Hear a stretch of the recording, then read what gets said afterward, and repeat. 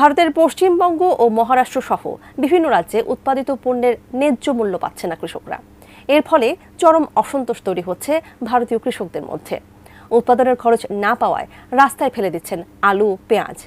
এমন পরিস্থিতিতে রিপাবলিক টেলিভিশনের সাংবাদিক ময়ূখ রঞ্জনের বাড়ি ঘেরাও করেন কৃষকরা। ময়ূখ রঞ্জনের বাড়ি ঘিরে কেন ভারতীয় কৃষকদের বিক্ষোভ, তা নিয়ে আরও জানাচ্ছেন শেখ ফরিদ। বাংলাদেশে আলু পেঁয়াজ রপ্তানি বন্ধ করে দিয়েছে ভারত, কারণ দেশটির বিভিন্ন রাজ্যের অভ্যন্তরীণ সংকটে পণ্যের দাম বাড়ছে। এই সিদ্ধান্তের পর ভারতীয় কৃষকদের অভিযোগ, তারা উৎপাদিত পেঁয়াজ ও আলুর ন্যায্য দাম পাচ্ছেন না। এর ফলে তাদের জীবন দুর্বিষহ হয়ে উঠছে। এই উত্তেজনার পেছনে একটি বড় ভূমিকা রয়েছে ভারতীয় গণমাধ্যমের, বিশেষত বাংলাদেশ সম্পর্কে মিথ্যা প্রচারণা চালানোর জন্য কৃষকরা অভিযুক্ত করছেন রিপাবলিক বাংলা টিভির সাংবাদিক ময়ূখ রঞ্জনকে। বাংলাদেশকে আমেরিকা বানাবেন, নাচুন আপনারা।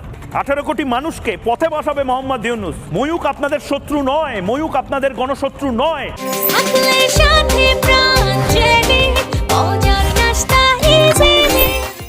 ভারতীয় এই সাংবাদিকের দাবি, বাংলাদেশে বিশৃঙ্খলা চলছে এবং ভারতীয় পণ্য রপ্তানি বন্ধ হলে খাদ্য সংকট দেখা দেবে দেশটিতে।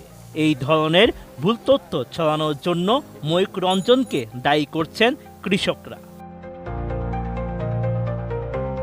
কৃষকদের অভিযোগ, তাদের কষ্টার্জিত পণ্য রপ্তানির সুযোগ বন্ধ করে দিয়ে কৃষকদের পথে বসানো হয়েছে।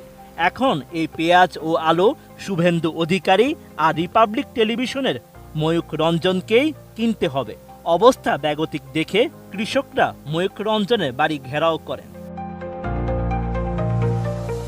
এদিকে ডক্টর ইউনূসের সরকার বর্তমানে পেঁয়াজ ও আলু আমদানির জন্য ভারতের উপর নির্ভর না করে বিকল্প উৎসের সন্ধান করছে।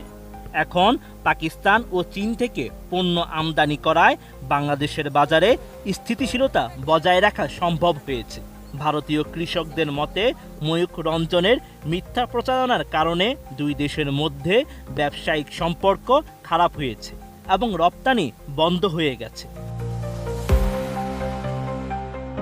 ভারতের গ্রামীণ অর্থনীতি এরই মধ্যে কঠিন পরিস্থিতির সম্মুখীন হয়েছে, আর এই রপ্তানি বন্ধের ফলে কৃষকদের জীবন আরও দুর্বিষহ হয়ে পড়েছে। কিছু কৃষক পণ্য বিক্রি করতে না পেরে আত্মহত্যার দিকে ধাবিত হচ্ছেন, এমন খবরও পাওয়া যাচ্ছে। বিশেষজ্ঞরা বলছেন, এই দুর্দশার জন্য সরকারের নীতিগত ব্যর্থতা এবং মিডিয়ার অপপ্রচার দায়ী।